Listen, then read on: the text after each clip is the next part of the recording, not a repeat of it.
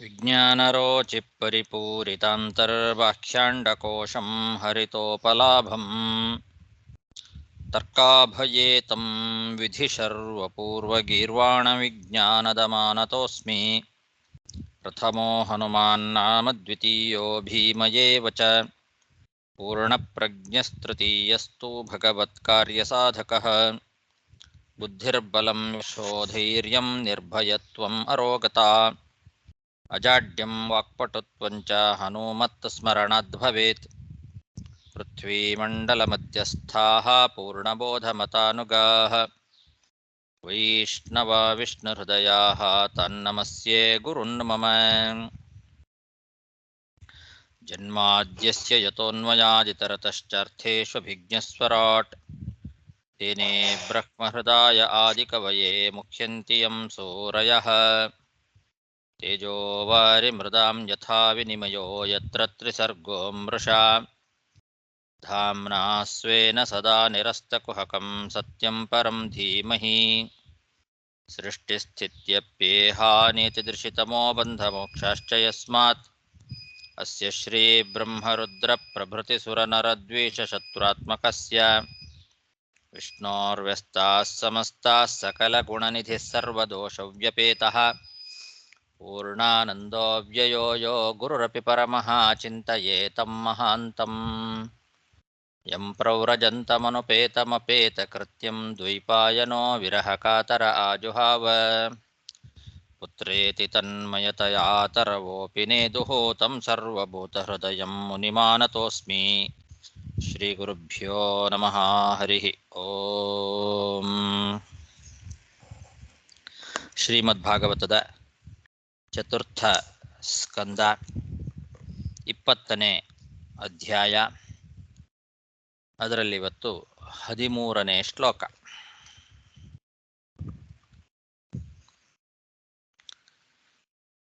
ಭಿನ್ನಸ್ಯ ಲಿಂಗಸ್ಯ ಗುಣಪ್ರವಾಹಂ ದ್ರವ್ಯಕ್ರಿಯಾಕಾರಕಚೇತನಾತ್ಮನಃ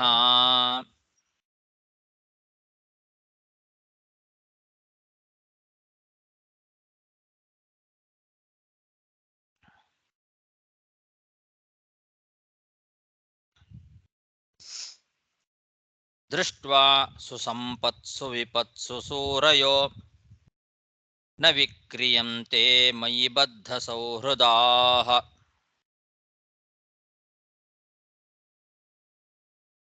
ಭಗವಂತ ಪೃಥು ಮಹಾರಾಜನಿಗೆ ಉಪದೇಶವನ್ನ ಮುಂದುವರಿಸ್ತಾ ಇದ್ದಾನೆ. ಜ್ಞಾನಿಗಳು ಹೇಗಿರ್ತಾರೆ ಅಂತನ್ನೋದನ್ನ ತಿಳಿಸ್ತಾ ಇದ್ದಾನೆ. ಜ್ಞಾನಿಗಳ ಲಕ್ಷಣ ಇದನ್ನು ನಾವು ಚೆನ್ನಾಗಿ ತಿಳ್ಕೊಂಡಿರಬೇಕು.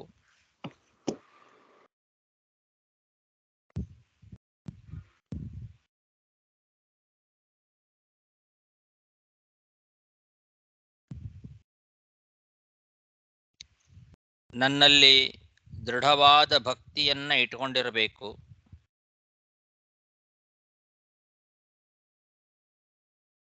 ಅನಾದಿ ಕಾಲದಿಂದ ಸಂಸಾರ ಅಂತನ್ನೋದು ಎಲ್ಲ ಜೀವರಿಗೆ ಇದೆ. ಪಂಚಭೂತ, ಕರ್ಮ, ಜ್ಞಾನ, ಇಂದ್ರಿಯ ಮೊದಲಾದ ಜೀವರಿಗಿಂತ ಭಿನ್ನವಾದ ಬಾಹ್ಯವಾದ ಮನಸ್ಸಿನಿಂದಲೂ ಹಾಗೆ ಸ್ವರೂಪ ಮನಸ್ಸಿನಿಂದಲೂ ಉಂಟಾಗ್ತಕ್ಕಂತಹ ಸತ್ವಾದಿ ಗುಣ ವಿಕಾರ, ಸತ್ವ ರಜಸ್ತಮೋ ಗುಣಗಳ ವಿಕಾರವಾದಂತಹ ಸುಖ ದುಃಖದ ಪ್ರವಾಹ, ಇದೇ ಸಂಸಾರ. ಈ ಸಂಸಾರ ಅಂತಂದ್ರೆ ಸತ್ವಗುಣಸ್ತಮೋ ಗುಣಗಳ ವಿಕಾರ ರೂಪವಾದ ಸುಖ ದುಃಖಗಳ ಪ್ರವಾಹ. ಇದು ಜೀವನಿಗಿಂತ ಭಿನ್ನವಾದ ಸ್ವರೂಪ ಮನಸ್ಸಿನಿಂದ ಮತ್ತು ಬಾಹ್ಯ ಮನಸ್ಸಿನಿಂದ ಉಂಟಾಗ್ತದೆ, ಎರಡರಿಂದಲೂ ಉಂಟಾಗ್ತದೆ.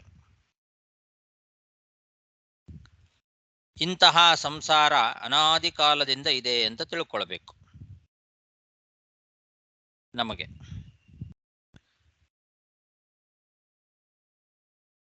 ಹಾಗೆ ಭಗವಂತನಲ್ಲಿ ದೃಢವಾದ ಭಕ್ತಿಯನ್ನ ಮಾಡಬೇಕು. ಆವಾಗ ಆ ಜ್ಞಾನಿಗಳು ಸಂಪತ್ತು ಮತ್ತು ವಿಪತ್ತುಗಳಲ್ಲಿ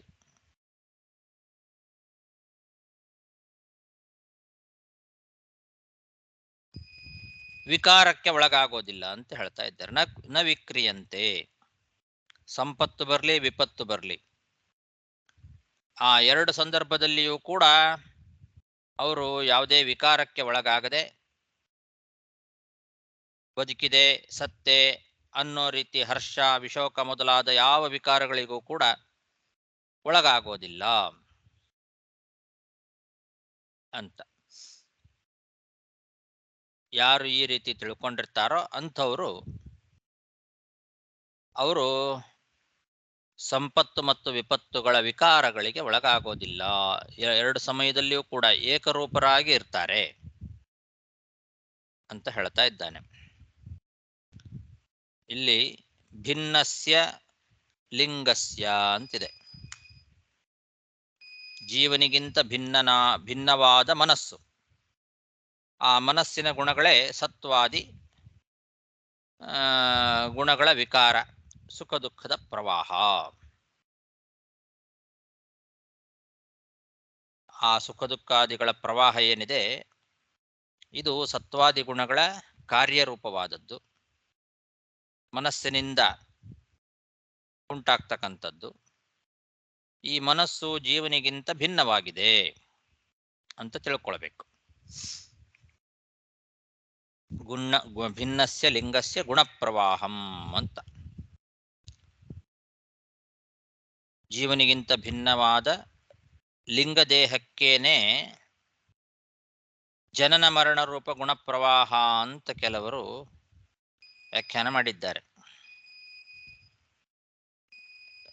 ಭಿನ್ನಸ್ಯ ಲಿಂಗಸ್ಯ ಅನ್ನೋ ಶಬ್ದಕ್ಕೆ ಲಿಂಗ ಅಂದ್ರೆ ಲಿಂಗದೇಹ ಅಂತ ಇಟ್ಟುಕೊಂಡು ಭಿನ್ನಸ್ಯ ಲಿಂಗಸ್ಯ ಗುಣಪ್ರವಾಹಂ ಅಂದರೆ ಜೀವನಿಗಿಂತ ಭಿನ್ನವಾದ ಯಾವ ಲಿಂಗದೇಹ ಇದೆ ಆ ಲಿಂಗದೇಹಕ್ಕನೇ ಜನನ ಮರಣ ರೂಪವಾದ ಗುಣಪ್ರವಾಹ ಎಂಬ ಸಂಸಾರ ಅಂತ ಹೇಳ್ತಾರೆ.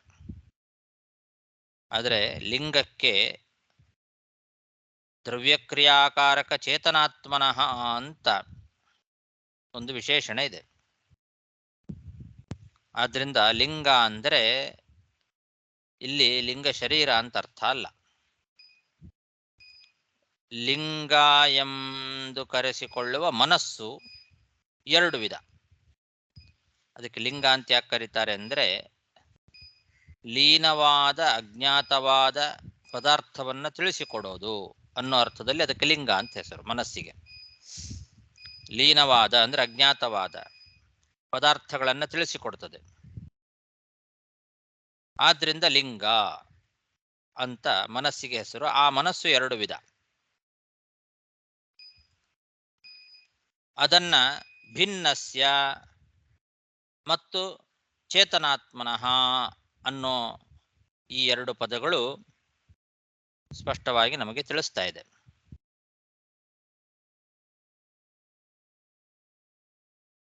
ಆದರೆ ಬೇರೆ ವ್ಯಾಖ್ಯಾನಕಾರರು ಸ್ವರೂಪಭೂತವಾದ ಚೇತನಾತ್ಮಕವಾದ ಮನಸ್ಸನ್ನು ಒಪ್ಪಿಲ್ಲ.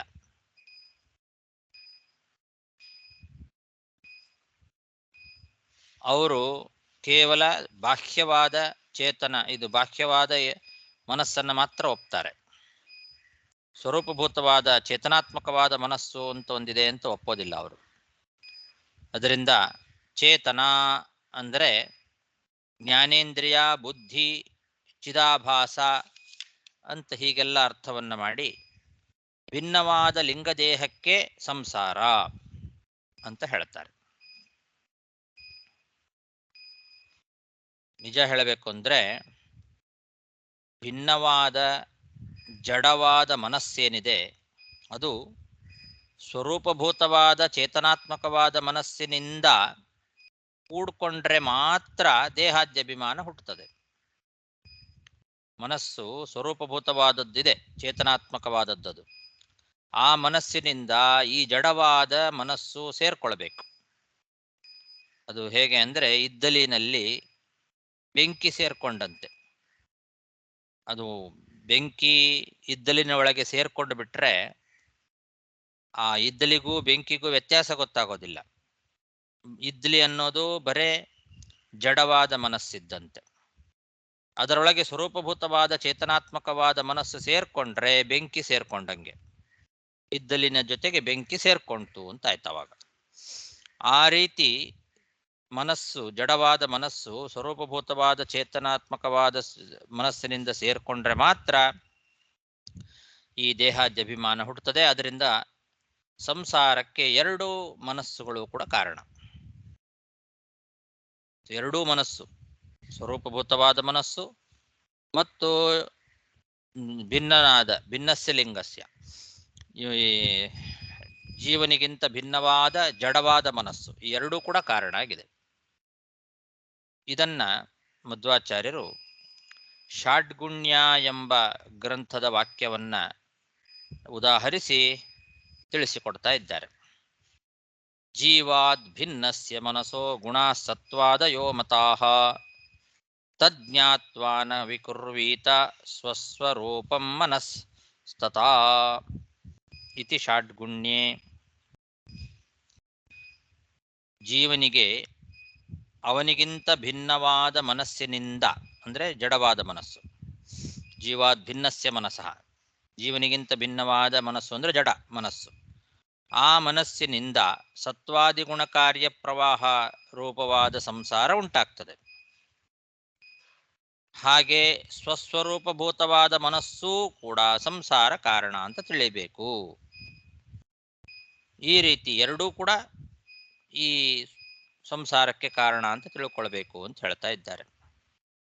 ತಿಳಿದು ಸಂಪತ್ತು ಮತ್ತು ವಿಪತ್ತುಗಳಲ್ಲಿ ಹರ್ಷ ವಿಶೋಕ ವಿಕಾರಗಳಿಗೆ ಒಳಗಾಗದೇ ಇರಬೇಕು ಅನ್ನೋದು ಷಾಡ್ಗುಣ್ಯ ಗ್ರಂಥದ ಅಭಿಪ್ರಾಯ.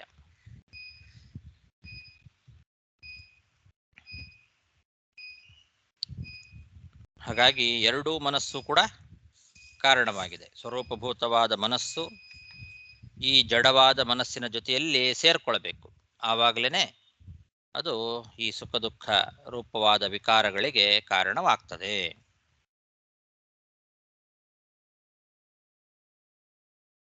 ಅದನ್ನ ಈ ಶ್ಲೋಕದಲ್ಲಿ ಭಿನ್ನಸ್ಯ ಲಿಂಗಸ್ಯ ಗುಣಪ್ರವಾಹಂ ದ್ರವ್ಯಕ್ರಿಯಾಕಾರಕ ಚೇತನಾತ್ಮನಃ ದೃಷ್ಟ್ವಾ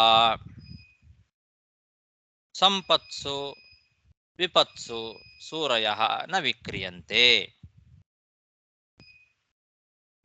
ಅಂದರೆ ಜೀವನಿಗೆ ತನಗಿಂತ ಭಿನ್ನವಾದ ಬಾಹ್ಯ ಮನಸ್ಸು ಮತ್ತು ಸ್ವರೂಪಭೂತವಾದ ಮನಸ್ಸು ಎರಡರಿಂದಲೂ ಉಂಟಾಗ್ತಕ್ಕಂತಹ ಸತ್ವಾದಿ ಗುಣಗಳ ವಿಕಾರ ರೂಪವಾದ ಸುಖ ದುಃಖ ಪ್ರವಾಹ ರೂಪ ಸಂಸಾರ ಅನಾದಿ ಕಾಲದಿಂದ ಇದೆ ಅಂತ ತಿಳಿಬೇಕು.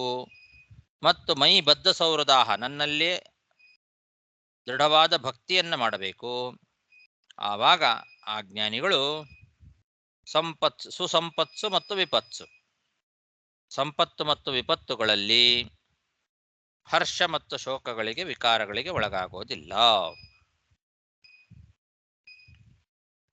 ಭಿನ್ನಸ್ಯ ಲಿಂಗಸ್ಯ ಗುಣಪ್ರವಾಹಂ ದ್ರವ್ಯಕ್ರಿಯಾಕಾರಕ ಚೇತನಾತ್ಮನಃ ದೃಷ್ಟ್ವಾ ಸುಸಂಪತ್ಸು ವಿಪತ್ಸು ಸೂರಯೋ ನ ವಿಕ್ರಿಯಂತೆ ಮೈಬದ್ಧ ಸೌಹೃದಾಃ ಸಮಃ ಸಮಾನೋತ್ತಮ ಮಧ್ಯಮಾಧಮಃ ಸುಖೇ ಚ ದುಃಖೇ ಚ ಜಿತೇಂದ್ರಿಯಾಶಯಃ ಮಯೋಪಕ್ಲುಪ್ತಾಖಿಲ ಸತ್ವ ಸಂಯುತೋ ವಿಧತ್ಸ್ವ ವೀರಾಖಿಲ ಲೋಕರಕ್ಷಣಂ.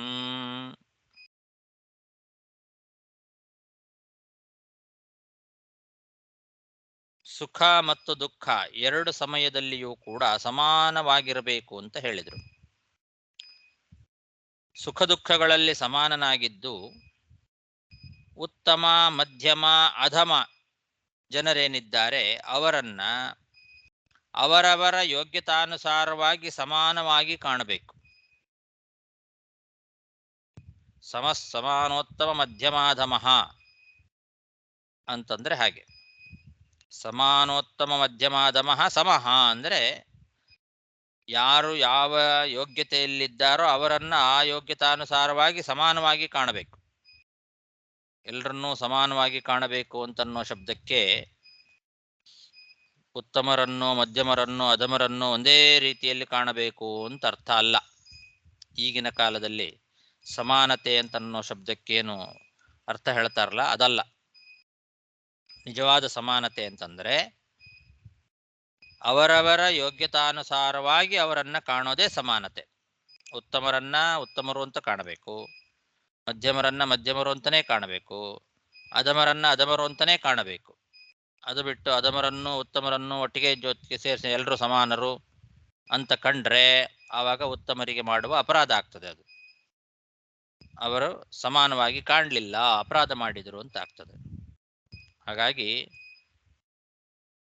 ಉತ್ತಮ ಮಧ್ಯಮ ಅಧಮರನ್ನ ಸಮಾನವಾಗಿ ಕಾಣೋದು ಅಂದರೆ ಅವರವರ ಯೋಗ್ಯತಾನುಸಾರವಾಗಿ ಅವರನ್ನು ಗೌರವಿಸೋದು. ಆ ರೀತಿ ಅವರನ್ನು ಸಮಾನವಾಗಿ ಕಂಡು ವಿಜಿತೇಂದ್ರಿಯ ಜಿತೇಂದ್ರಿಯಾಶಯ, ಇಂದ್ರಿಯ ಮನಸ್ಸುಗಳನ್ನು ಗೆಲ್ಲಬೇಕು. ಮನಸ್ಸು ಮತ್ತು ಇಂದ್ರಿಯಗಳನ್ನು ಜಯಿಸಿ ಲೋಕರಕ್ಷಣೆಯನ್ನು ಮಾಡು, ನಿನ್ನ ಸ್ವಧರ್ಮವನ್ನ ಲೋಕರಕ್ಷಣೆಯನ್ನು ಮಾಡು ಅಂತ ಪೃಥು ಮಹಾರಾಜನಿಗೆ ಭಗವಂತ ಹೇಳ್ತಾ ಇದ್ದಾನೆ. ಮಯೋಪಕ್ಲುಪ್ತ ಅಖಿಲ ಸತ್ವ ಸಂಯುತ, ನಾನು ನಿನಗೆ ಏನು ಒದಗಿಸಿಕೊಟ್ಟಿದ್ದೇನೆ, ಮಂತ್ರಿಗಳು ಪುರೋಹಿತರು ಮೊದಲಾದವರು ಅವರೆಲ್ಲರ ಜೊತೆಗೆ ಕೂಡಿಕೊಂಡು ಅಖಿಲ ಲೋಕ ರಕ್ಷಣಂ ವಿಧತ್ಸ್ವ, ನಿನ್ನ ಸ್ವಧರ್ಮವಾದ ಲೋಕರಕ್ಷಣೆ ಕಾರ್ಯವನ್ನು ಮಾಡು ವೀರ ಅಂತ ಸಂಬೋಧನೆ ಮಾಡ್ತಾ, ಎಲೆ ವೀರನಾದ ಧೀರನಾದ ರಾಜನೇ, ನಿನ್ನ ಇಂದ್ರಿಯ ಮತ್ತು ಮನಸ್ಸುಗಳನ್ನು ಗೆದ್ದು ಸುಖ ದುಃಖಗಳಲ್ಲಿ ಸಮಾನನಾಗಿ ಇದ್ದು ಉತ್ತಮ ಮಧ್ಯಮ ಅಧಮರನ್ನು ಅವರವರ ಯೋಗ್ಯತಾನುಸಾರವಾಗಿ ಸಮಾನವಾಗಿ ಕಂಡು ನಾನು ಒದಗಿಸಿಕೊಟ್ಟಂತಹ ಮಂತ್ರಿಗಳು ಪುರೋಹಿತರು ಮೊದಲಾದವರೇನಿದ್ದಾರೆ ಅವರೆಲ್ಲರ ಜೊತೆಯಲ್ಲಿ ಕೂಡಿಕೊಂಡು ನಿನ್ನ ಸ್ವಧರ್ಮವಾದಂತಹ ಲೋಕರಕ್ಷಣಾ ಕಾರ್ಯವನ್ನು ಮಾಡು ಎಂಬುದಾಗಿ ಪೃಥು ಮಹಾರಾಜನಿಗೆ ಭಗವಂತ ಆಜ್ಞೆ ಮಾಡ್ತಾ ಇದ್ದಾನೆ. ಸಮಸ್ಸಮಾನೋತ್ತಮ ಮಧ್ಯಮಾಧಮಃ ಸುಖೇ ಚ ದುಃಖೇ ಚ ಜಿತೇಂದ್ರಿಯಾಶಯಃ ಮಯೋಕಪ್ಲುಪ್ತಾಖಿಲ ಸತ್ವ ಸಂಯುತೋ ವಿಧತ್ಸ್ವ ವೀರಾಖಿಲ ಲೋಕರಕ್ಷಣಂ. ಶ್ರಿಯ ಪ್ರಜಾಪಾಲನಮೇವ ರಾಜ್ಞೋ ಯತ್ಸಾಂಪರಾಯೇ ಸುಕೃತಂ ಷಷ್ಠಮಂಶಂ ಅತೋನ್ಯಥಾ ಹೃತ ಪುಣ್ಯ ಪ್ರಜಾನಾಂ ಅರಕ್ಷಿತ ಕರಹಾರೋಘಮತ್ತಿ.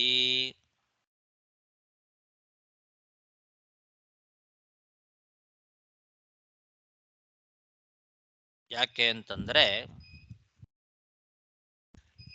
ರಾಜನಾಗಿ ಇರ್ತಕ್ಕಂಥವನಿಗೆ ಪ್ರಜೆಗಳನ್ನು ರಕ್ಷಣೆ ಮಾಡ್ತಕ್ಕಂತಹ ಕಾರ್ಯ ಏನಿದೆ ಅಲ್ಲ, ಅದಕ್ಕಿಂತಹ ಶ್ರೇಯಸ್ಕರವಾದ ಉತ್ತಮವಾದ ಕಾರ್ಯ ಮತ್ತೊಂದಿಲ್ಲ. ನಿನಗೆ ಈಗ ಮೋಕ್ಷಕ್ಕೆ ಉಪಯೋಗಿಯಾಗಿರ್ತಕ್ಕಂತಹ ನಿನ್ನ ಕರ್ತವ್ಯ ಅಂತಂದ್ರೆ ಅದು ಪ್ರಜಾಪಾಲನೆ. ರಾಜನಿಗೆ ಪ್ರಜಾಪಾಲನ ಅಂತನ್ನೋದೇ ಅತ್ಯಂತ ಶ್ರೇಯಸ್ಕರವಾದದ್ದು. ಯಾಕೆಂದ್ರೆ ಅವನು ಸ್ವರ್ಗದಲ್ಲಿಯೂ ಮತ್ತು ಮೋಕ್ಷದಲ್ಲಿಯೂ ಪ್ರಜೆಗಳ ಪುಣ್ಯದ 6ನೇ 1 ಅಂಶವನ್ನು ಅನುಭವಿಸ್ತಾನೆ. ಪ್ರಜೆಗಳು ಮಾಡುವ ಏನೊಂದು ಪುಣ್ಯ ಇದೆ, ಆ ಪುಣ್ಯದಲ್ಲಿ ಷಷ್ಠಮಂಶಂ 6ನೇ 1 ಅಂಶ, ಈ ಎಲ್ಲ ಪ್ರಜೆಗಳು ಮಾಡುವ ಪುಣ್ಯವನ್ನು 6 ಭಾಗ ಮಾಡಿ ಅದರಲ್ಲಿ 1 ಅಂಶವನ್ನ ರಾಜ ಅನುಭವಿಸ್ತಾನೆ. ಅದು ಸ್ವರ್ಗದಲ್ಲಿ ಮತ್ತು ಮೋಕ್ಷದಲ್ಲಿಯೂ ಕೂಡ. ಅದಕ್ಕೆ ವ್ಯತಿರಿಕ್ತವಾಗಿ ಆ ಪ್ರಜೆಗಳಿಂದ 6ನೇ 1 ಅಂಶದ ಸಂಪತ್ತನ್ನ ಕರವಾಗಿ ಪಡೆದು, ಪ್ರಜೆಗಳು ಮಾಡುವ ಏನೊಂದು ಸಂಪತ್ತು, ಅವರು ಸಂಪಾದನೆ ಮಾಡ್ತಕ್ಕಂಥ ಸಂಪತ್ತಿದೆ, ಅದರಲ್ಲಿ 6ನೇ 1 ಅಂಶವನ್ನ ಟ್ಯಾಕ್ಸ್ ಆಗಿ ಸ್ವೀಕಾರ ಮಾಡಬೇಕು. ಅದನ್ನ ಪಡೆದು ಅವರ ರಕ್ಷಣೆಯನ್ನು ಮಾಡಲಿಲ್ಲ ಅಂತಾದರೆ ಆವಾಗ ಆ ರಾಜ ಮಾಡಿದ ಪುಣ್ಯ ಎಲ್ಲ ಪ್ರಜೆಗಳಿಗೆ ಹೋಗಿಬಿಡುತ್ತೆ. ಪ್ರಜೆಗಳು ಕರವನ್ನ ರಾಜನಿಗೆ 6ನೇ 1 ಅಂಶವನ್ನ ಕಟ್ಟಬೇಕು. ಅದರಿಂದ ಆ ಕರವನ್ನು ಸ್ವೀಕಾರ ಮಾಡಿದ ರಾಜ ಪ್ರಜೆಗಳನ್ನು ಚೆನ್ನಾಗಿ ರಕ್ಷಣೆ ಮಾಡಬೇಕು. ಈ ರೀತಿ ಪ್ರಜೆಗಳನ್ನು ಚೆನ್ನಾಗಿ ರಕ್ಷಣೆಯನ್ನ ಮಾಡೋದರಿಂದ ಅವನಿಗೆ, ರಾಜನಿಗೆ ಸ್ವರ್ಗದಲ್ಲಿಯೂ ಮತ್ತು ಮೋಕ್ಷದಲ್ಲಿಯೂ ಆ ಪ್ರಜೆಗಳು ಮಾಡುವ ಪುಣ್ಯದ 6ನೇ ಒಂದು ಅಂಶ ಅವನು ಅನುಭವಿಸ್ತಾನೆ. ರಾಜ ಪುಣ್ಯವನ್ನ ಒಂದು ವೇಳೆ ಆ ಕರವನ್ನ ಸ್ವೀಕಾರ ಮಾಡಿದ ಮೇಲೂ ಕೂಡ ಪ್ರಜೆಗಳನ್ನ ಚೆನ್ನಾಗಿ ನೋಡ್ಕೊಳ್ಳಿಲ್ಲ, ರಕ್ಷಣೆ ಮಾಡಲಿಲ್ಲ ಅಂತಾದರೆ ಆವಾಗ ಆ ರಾಜನ ಪುಣ್ಯ ಎಲ್ಲ ಪ್ರಜೆಗಳಿಗೆ ಹೋಗಿಬಿಡತ್ತೆ. ಆದ್ರಿಂದ ನೀನು ಚೆನ್ನಾಗಿ ಪ್ರಜಾಪಾಲನೆ ಮಾಡು ಅಂತ ಪೃಥ್ವಿ ಮಹಾರಾಜನಿಗೆ ಭಗವಂತ ಉಪದೇಶ ಮಾಡ್ತಾ ಇದ್ದಾನೆ. ಶ್ರಿಯ ಪ್ರಜಾಪಾಲನಮೇವ ರಾಜ್ಞೋ ಯತ್ ಸಾಂಪರಾಯೇ ಸುಕೃತಂ ಷಷ್ಠಮಂಶಂ ಅತೋನ್ಯಥಾ ಹೃತ ಪುಣ್ಯ ಪ್ರಜಾನಾಂ ಅರಕ್ಷಿತಾ ಕರಹಾರೋಘಮತ್ತಿ ಏವಂ ದ್ವಿಜಾಗ್ರ್ಯಾನುಮತೇನ ವೃತ್ತೆ ಧರ್ಮೇ ಪ್ರಜಾನಾಂ ಚ ಸಮೋವಿತಾಸ್ಯಾಹ ಹ್ರಸ್ವೇನ ಕಾಲೇನ ಗೃಹೋಪಯಾತಾನ್ ದ್ರಷ್ಟಾಸಿ ಸಿದ್ಧಾನನುರಕ್ತಲೋಕಃ.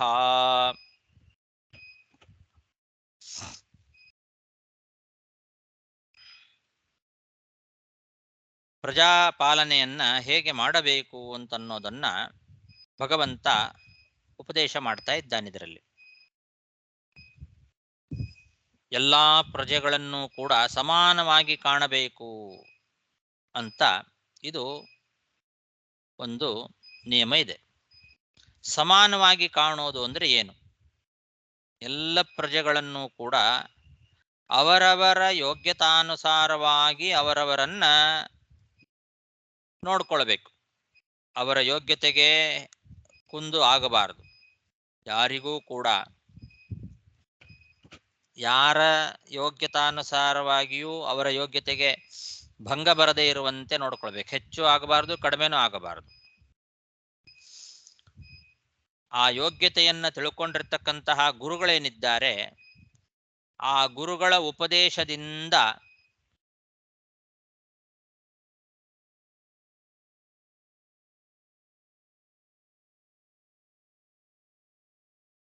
ಎಲ್ಲರಿಗೂ ಮೋಕ್ಷ ಸಾಧನೆಯಾಗುವಂತೆ ಅವರವರಿಗೆ ಅನುಕೂಲ ಮಾಡಿಕೊಡಬೇಕು. ಧರ್ಮದಲ್ಲಿ ಬ್ರಾಹ್ಮಣ ಶ್ರೇಷ್ಠರು ಯಾರಿದ್ದಾರೆ, ಶ್ರೇಷ್ಠ ಬ್ರಾಹ್ಮಣರು, ಅವರಿಗೆ ಸಮ್ಮತವಾಗುವಂತೆ ಅವರನ್ನು ಅನುಸರಿಸ್ತಾ ಎಲ್ಲ ಪ್ರಜೆಗಳನ್ನ ಯೋಗ್ಯತಾನುಸಾರವಾಗಿ ಸಮಾನವಾಗಿ ಕಾಪಾಡ್ತಾ ಇರು ಅಂತಂದ್ರೆ ಬ್ರಾಹ್ಮಣರ ಉಪದೇಶದ ಮೂಲಕವಾಗಿ.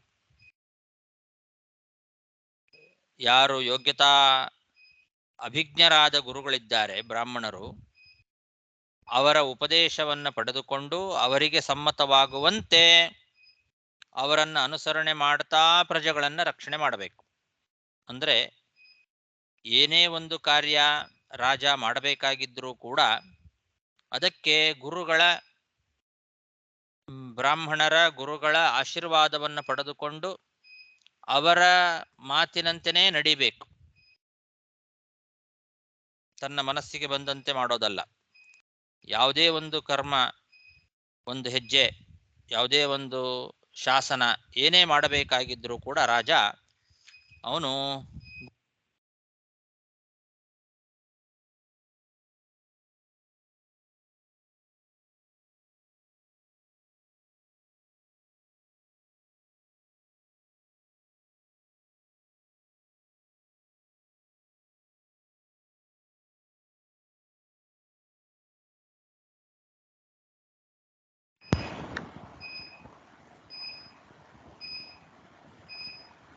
ವಾಯ್ಸ್ ಬಂದ.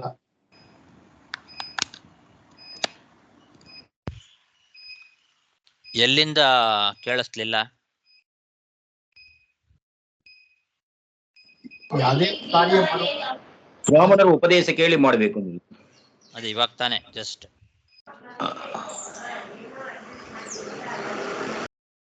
ಬ್ರಾಹ್ಮಣರ ದ್ವಿಜಶ್ರೇಷ್ಠರ ಉಪದೇಶವನ್ನು ಪಡೆದುಕೊಂಡು ಅವರು ಯಾವ ಮಾರ್ಗದರ್ಶನ ಮಾಡ್ತಾರೋ ಆ ರೀತಿಯಲ್ಲೇ ಅವರಿಗೆ ಸಮ್ಮತವಾಗುವಂತೆಯೇ ಪ್ರಜೆಗಳ ರಕ್ಷಣೆಯನ್ನ ಮಾಡಬೇಕು. ಎಲ್ಲ ಪ್ರಜೆಗಳ ಯೋಗ್ಯತೆಯನ್ನ ತಿಳ್ಕೊಳ್ಬೇಕು. ಗುರುಪದೇಶದ ಮೂಲಕವಾಗಿ ತಿಳ್ಕೊಂಡು ಅವರವರ ಯೋಗ್ಯತಾನುಸಾರವಾಗಿ ಸಮಾನವಾಗಿ ಕಾಪಾಡಬೇಕು ಪ್ರಜೆಗಳನ್ನ. ಆವಾಗ ನೀನು ಎಲ್ಲ ಪ್ರಜೆಗಳಿಗೂ ಕೂಡ ಪ್ರೀತಿ ಪಾತ್ರನಾಗ್ತಿದಿ.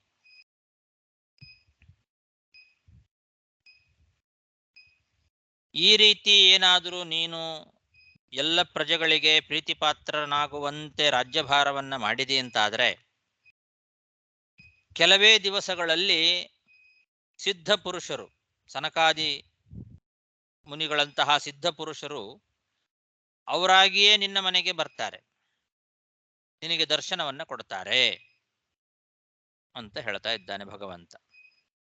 ಜ್ಞಾನಿಗಳು, ಸಿದ್ಧ ಪುರುಷರು, ಜ್ಞಾನಿಗಳು ಅಷ್ಟು ಸುಲಭವಾಗಿ ದರ್ಶನವನ್ನ ಕೊಡೋದಿಲ್ಲ. ದೊಡ್ಡ ದೊಡ್ಡ ಜ್ಞಾನಿಗಳು ಮನೆಗೆ ಬರಬೇಕು ಅಂತಂದ್ರೆ ಪುಣ್ಯ ಮಾಡಿರಬೇಕು. ನೀನು ಈ ರೀತಿ ಸಮಾನವಾಗಿ ಪ್ರಜೆಗಳನ್ನ ಕಾಣ್ತಾ ಎಲ್ಲರನ್ನೂ ಕೂಡ ಪ್ರೀತಿಯಿಂದ ರಕ್ಷಣೆ ಮಾಡ್ತಾ ಇದ್ದಿ ಅಂತಾದರೆ ಆವಾಗ ಆ ಸಿದ್ಧ ಪುರುಷರು, ಜ್ಞಾನಿಗಳು ನಿನ್ನ ಮನೆಗೆ ತಾವಾಗಿಯೇ ಬಂದು ನಿನಗೆ ದರ್ಶನವನ್ನ ಕೊಡ್ತಾರೆ.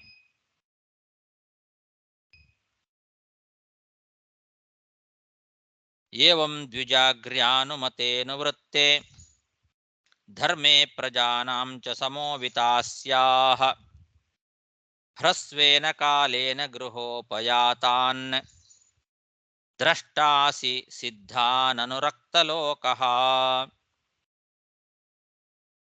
ವರಂಚ ಮತ್ಕಂಚನ ಮಾನವೇಂದ್ರ ವೃಣೀಷ್ವತೇಹಂ ಗುಣಶೀಲಯಂತ್ರಿತಃ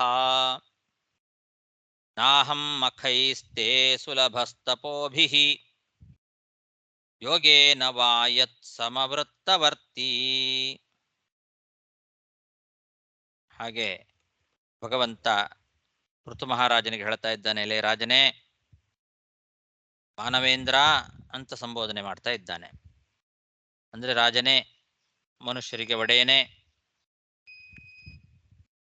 ನನ್ನಿಂದ ಏನಾದರೂ ವರ ಕೇಳು ಅಂತಾನೆ. ನೀನು ಒಳ್ಳೆ ಗುಣವಂತನಾಗಿದ್ದಿ, ನನಗೆ ಅತ್ಯಂತ ಪ್ರೀತಿ ಪಾತ್ರನಾಗಿದ್ದಿ, ನಾನು ನಿನಗೆ ವಶನಾಗಿ ಬಿಟ್ಟಿದ್ದೇನೆ, ಏನಾದರೂ ವರ ಕೇಳು ಅಂತ ಭಗವಂತನೇ ಪೃಥು ಮಹಾರಾಜನಿಗೆ ಕೇಳ್ತಾ ಇದ್ದಾನೆ. ನಾನು ನಿನಗೆ ವಶ ಆಗಿದ್ದೇನೆ ಅಂತಾನೆ. ಗುಣಶೀಲ ಯಂತ್ರಿತ ಅಂತಾನೆ. ನಿನ್ನ ಗುಣಶೀಲಗಳಿಗೆ ನಾನು ವಶನಾಗಿ ಬಿಟ್ಟಿದ್ದೇನೆ, ಹೊರತು ಭಕ್ತಿ ಇಲ್ಲದೆ ಇರತಕ್ಕಂತಹ ಯಜ್ಞ ತಪಸ್ಸು ಮೊದಲಾದವುಗಳಿಂದ ನಾನು ಸಿಗತಕ್ಕಂಥವನಲ್ಲ. ಯಾರಿಗೆ ಭಕ್ತಿ ಇಲ್ಲವೋ ಅವರು ಎಷ್ಟೇ ಯಜ್ಞ ತಪಸ್ಸು ಏನು ಮಾಡಿದರೂ ಕೂಡ ಅವರಿಗೆ ನಾನು ಸಿಗೋದಿಲ್ಲ. ನಾಹಮ್ಮ ಖೈಹೀತೆ ಸುಲಭ ತಪೋಭಿಹಿ ಯೋಗೇನ ವಾ ಯತ್ ಸಮವೃತ್ತವರ್ತಿ. ನಾನು ಯಾರಿಗೆ ವಶನಾಗ್ತೇನೆ ಅಂತಂದ್ರೆ, ಯಾರಿಗೆ ನಾನು ಸಿಗುತ್ತೇನೆ ಅಂತಂದ್ರೆ, ಯಾರು ಭಕ್ತಿಯಿಂದ ನನ್ನನ್ನು ಆರಾಧನೆ ಮಾಡ್ತಾರೋ,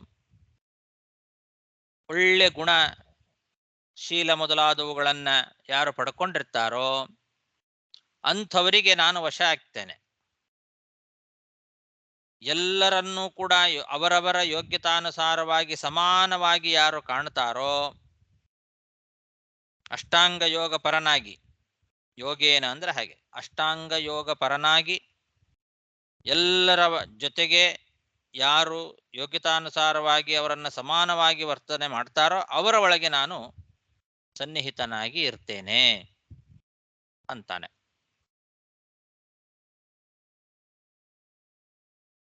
ಅವರವರ ಯೋಗ್ಯತೆಯನ್ನು ತಿಳಿದು ಅವರವರನ್ನು ಸರಿಯಾದ ರೀತಿಯಲ್ಲಿ ನೋಡ್ಕೊಳ್ಬೇಕು. ಅಂಥವರ ಒಳಗೆ ನಾನು ವಿಶೇಷವಾಗಿ ಸನ್ನಿಹಿತನಾಗಿರ್ತೇನೆ. ಭಕ್ತಿಯಿಂದ ಯಾರು ನನ್ನನ್ನು ಆರಾಧನೆ ಮಾಡ್ತಾರೋ, ಭಕ್ತಿಪೂರ್ವಕವಾಗಿ ಗುಣಶೀಲಗಳನ್ನು ಯಾರು ಪಡ್ಕೊಂಡಿರ್ತಾರೋ ಅಂಥವರಿಗೆ ನಾನು ವಶನ ಆಗ್ಬಿಡ್ತೇನೆ. ಹೊರತು ಭಕ್ತಿ ಇಲ್ಲದೆ ಮಾಡುವ ಯಜ್ಞ ತಪಸ್ಸು ಯಾವುದರಿಂದಲೂ ನಾನು ಲಭ್ಯನಲ್ಲ. ನ ಅಹಂ ಮಖೈಹಿ ತೇ ಸುಲಭ ತಪೋಭಿಹಿ. ನಿನ್ನ ಗುಣ ಮತ್ತು ಶೀಲಗಳಿಗೆ ನಾನೀಗ ವಶನಾಗಿ ಬಿಟ್ಟಿದ್ದೇನೆ. ಹಾಗಾಗಿ ಏನಾದರೂ ವರ ಕೇಳಕೋ, ಏನು ವರ ಬೇಕು ಕೇಳು ಅಂತ ಭಗವಂತ ಪೃಥು ಮಹಾರಾಜನಿಗೆ ಹೇಳ್ತಾ ಇದ್ದಾನೆ. ವರಂ ಚ ಮತ್ ಕಂಚನ ಮಾನವೇಂದ್ರ ವೃಣೀಶ್ವತೇಹಂ ಗುಣಶೀಲಯಂತ್ರಿತಃ ನಾಹಂ ಮಖೈಸ್ತೆ ಸುಲಭಸ್ತಪೋಭಿಃ ಯೋಗೇನ ವಾ ಯತ್ ಸಮವೃತ್ತವರ್ತಿ. ಇಷ್ಟು ಭಗವಂತ ಪೃಥು ಮಹಾರಾಜನಿಗೆ ಹೇಳಿದಾಗ ಮುಂದೆ ಪೃಥು ಮಹಾರಾಜ ಏನು ಮಾಡಿದ ಅನ್ನೋದನ್ನ ಮೈತ್ರೇಯರು ಮುಂದೆ ಹೇಳ್ತಾರೆ. ಅದನ್ನ ಮತ್ತೆ ನಾಳೆ ದಿವಸ ಮುಂದಿನ ಪಾಠಗಳಲ್ಲಿ ನೋಡೋಣ. ಶ್ರೀಕೃಷ್ಣಾರ್ಪಣಮಸ್ತು. ಹರಿಯೇ ನಮಃ. ಹರಿಯೇ ನಮಃ. ಆಚಾರ್ಯ ನಾಳೆ ಗುರುಗಳೇ. ಏಕಾದಶಿ ಅಲ್ವಾ? ನಾಳೆ ಪಾಠ ಇಲ್ಲ ಅಲ್ಲ ಆಚಾರ್ಯ? ನಾಳೆ ದ್ವಾದಶಿ, ಓ ನಾಳೆ ನಾಳೆ ದ್ವಾದಶಿ. ಪಾಠ ಇರೋದಿಲ್ಲ. ಇವತ್ತೇ ಓ, ಸರಿ. ಏಕಾದಶಿ. ಈ ಮಧ್ಯೆ ಏಕಾದಶಿ. ಸರಿ, ಓಕೆ. ಇವತ್ತು ಏಕಾದಶಿ, ನಾಳೆ ದ್ವಾದಶಿ ಪಾರಣೆ ಎಲ್ಲ ಇರೋದ್ರಿಂದ ನಾಳೆ ಬೆಳಗ್ಗೆ ಪಾಠ ಮಾಡ್ಲಿಕ್ಕೆ ಆಗೋದಿಲ್ಲ. ನಾಡಿದ್ದು ಮಾಡೋಣ. ಆಯ್ತು ಆಚಾರ್ಯ. ಹರೇ ಹರಿಯೇ ನಮಃ. ಆಚಾರ್ಯ ನಾರಾಯಣೊಂದು ಪ್ರಶ್ನೆ ಕೇಳ್ತಿದೆ. ರಾಜ ಹಾ, ರಾಜತಂತ್ರ ಹೇಳಿ ಪರವಾಗಿಲ್ಲ ಹೇಳಿ. ಒಬ್ರು ಕೇಳಿ. ಹೇಳಿ ಪರವಾಗಿಲ್ಲ. ಓಕೆ, ರಾಜನಿಗೆ ಬಂದು 1/6 ಪುಣ್ಯ ಹೋಗುತ್ತೆ ಹಂಗೆ ಎಂಬ ಒಂದು ಮಾತು ಹೇಳಿದ್ರಿ ನೀವು. ಹಾ, ಅದು ಹಾ. ಸ್ವರ್ಗ ಮತ್ತು ಮೋಕ್ಷದಲ್ಲಿ ಕೂಡ ಸಿಕ್ಕತ್ತೆ ಅಂದ್ರೆ ಏನರ್ಥ ಅದು? ಅಂದ್ರೆ ಅವರ ಪುಣ್ಯದ ಭಾಗದಲ್ಲಿ ಈಗ ನಾವೇನಾದ್ರು ಪುಣ್ಯ ಕೆಲಸ ಮಾಡ್ತೇವೆ ಅಂತ ಇಟ್ಕೊಳ್ಳಿ. ಸರಿ. ಆ ಪುಣ್ಯದ 1/6 ಅಂಶದ ಭಾಗವನ್ನ ರಾಜ ಅನುಭವಿಸ್ತಾನೆ. ಯಾಕೆಂದ್ರೆ ನಾವು ಇಲ್ಲಿ ಪುಣ್ಯ ಮಾಡ್ಲಿಕ್ಕೆ ಕಾರಣ ರಾಜ ಅಲ್ವಾ. ನಮ್ಮನ್ನ ಚೆನ್ನಾಗಿ ಕಾಪಾಡಿ ನಮಗೆ ಧರ್ಮದಲ್ಲಿ ಇರುವಂತೆ ರಕ್ಷಣೆ ಮಾಡಿದವನು ರಾಜ. ಅವನು ರಕ್ಷಣೆ ಮಾಡಲಿಲ್ಲ ಅಂತಾಗಿದ್ರೆ ನಮಗೆ ಧರ್ಮ ಕಾರ್ಯವನ್ನೇ ಮಾಡ್ಲಿಕ್ಕೆ ಆಗ್ತಿರ್ಲಿಲ್ಲ. ಹಾಗಾಗಿ ರಾಜ ನಮ್ಮನ್ನ ಕಾಪಾಡಿ ನಮಗೆ ಧರ್ಮ ಕಾರ್ಯಗಳನ್ನ ಮಾಡಲಿಕ್ಕೆ, ಯಜ್ಞಯಾಗಗಳನ್ನ ಮಾಡಲಿಕ್ಕೆ, ನಮ್ಮ ಸ್ವಧರ್ಮಾಚರಣೆಗಳನ್ನ ಮಾಡಲಿಕ್ಕೆ ಅನುಕೂಲ ಮಾಡಿಕೊಡ್ತಕ್ಕಂಥವನು ರಾಜ. ಆದ್ರಿಂದ ಅವನಿಗೆ ನಮ್ಮ ಪುಣ್ಯದ 1/6 ಅಂಶದ ಪುಣ್ಯ ಅವನಿಗೆ ಹೋಗ್ತದೆ. ಎಲ್ಲರೂ ಮಾಡುವ ಪುಣ್ಯದಲ್ಲಿ 1/6 ಅಂಶದ ಪುಣ್ಯ ಭಾಗ ರಾಜನಿಗೆ ಹೋಗ್ತದೆ. ಅದು ರೈಟ್ ಆಚಾರ್ಯ. ಸೊ ಅದು ಬಂದು ಸ್ವರ್ಗದಲ್ಲಿ ಹೋಗಿ ಅನುಭವಿಸ್ತಾನ ಎಂಬುದು ಕೂಡ ಓಕೆ. ಮೋಕ್ಷದಲ್ಲಿ ಸಿಕ್ಕತ್ತ ಹಂಗೆ ಎಂಬಾದ್ರೆ ಅಲ್ಲಿ ಹೌದು, ಅವನು ರಾಜನಾಗಿ ಇಲ್ಲಿ ಪುಣ್ಯ ಸಂಪಾದನೆ ಮಾಡಿರೋದ್ರಿಂದ ಮೋಕ್ಷದಲ್ಲಿಯೂ ಕೂಡ ಅವನಿಗೆ ಹೆಚ್ಚಿನ ಸುಖ ಇದೆ. ಇವರ ಪುಣ್ಯದ ಭಾಗ ಅವನಿಗೆ ಸೇರಿರೋದ್ರಿಂದ ಅದು ಹೆಚ್ಚಿನ ಪುಣ್ಯವನ್ನು ಅವನು ಅನುಭವಿಸ್ತಾನೆ. ಅದು ಅವನ ಯೋಗ್ಯತೆಯಲ್ಲೇ ಇರುತ್ತೆ, ಆ ವಿಷಯ ಬೇರೆ. ಅಂತೂ ಇವರು ಮಾಡಿದ ಪುಣ್ಯ ಅವನಿಗೆ ಬರ್ತದೆ, ಅವನಿಗದೇ. ಬ್ರಾಹ್ಮರಿ ಏನ್ ಪುಣ್ಯ? ಆಗ ಬ್ರಾಹ್ಮರಿ ಏನ್ ತಗೋಬೇಕು? ಏನ್ ತಗೋಬೇಕು ಅಂದ್ರೆ, ಈಗ ಬಂದು ನಾವು ಬಂದು ನೀವ್ ಯಜ್ಞ ಮಾಡ್ತೀರಿ ಇಟ್ಟಿರ್ತೀವಿ, ಒಂದು ದೊಡ್ಡ ಯಜ್ಞ ಮಾಡ್ತೀರಿ, ಎಲ್ಲರಲ್ಲಿ ಪಾರ್ಟಿಸಿಪೇಟ್ ಮಾಡಿದ ಆ ಬ್ರಾಹ್ಮಣಿಯ ಬಂದು ಅದೇ ತರ ಮಾರಿ ಪುಣ್ಯ ಬರ್ತೀಯ ಬ್ರಾಹ್ಮಣಿಯ? ಅದೇ ತರ ಅಂದ್ರೆ ಅರ್ಥ ಆಗಿಲ್ಲ. ಈಗ 1/6 ಇದೆಯಾ, 100 ಜನ ಯಜ್ಞ ಮಾಡ್ತಾರೆ, ಯಜ್ಞ ಮಾಡೋದು ಬ್ರಾಹ್ಮಣ, 100 ಜನ ಹಣ ಕೊಡ್ತಾರೆ, ಎಲ್ಲ ಸಹಕಾರ್ಯ ಮಾಡ್ತಾರೆ. ಸೊ ಯಜ್ಞ ನಡೆಸಾದವ ಬ್ರಾಹ್ಮಣ. ಆ ಬ್ರಾಹ್ಮಣಿಯ 100 ಬಂದಲ್ಲಿ ಇದ್ದು ಸ್ವಲ್ಪ ಪುಣ್ಯ ಅವನಿಗೆ ಬಂದು ಸೇರತ್ತೆ ಅಂತ.